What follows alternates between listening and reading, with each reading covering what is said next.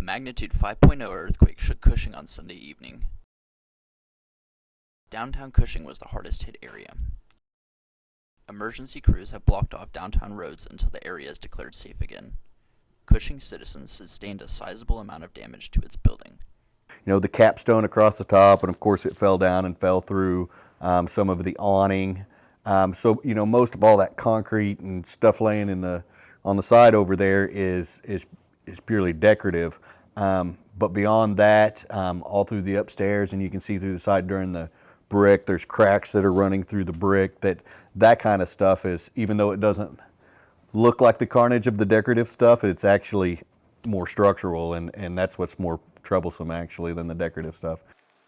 Reed and his wife said they were in the Carmike movie theater across the street from his office when the earthquake started.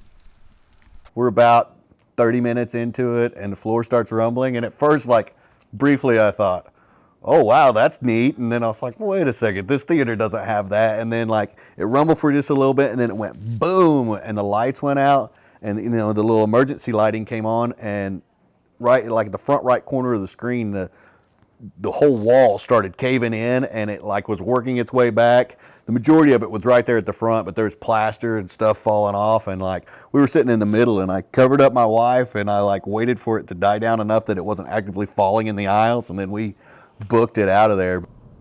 It's going to be just another day of emergencies for us, as we're trained in structural collapse and several rescue oriented classes. So I was just actually sitting in a restaurant and felt felt like a small earthquake originally, and then turned into a pretty good jolt. So I'd never felt them until they started happening. I mean, they weren't as frequent, and I had never experienced an earthquake until a few years ago.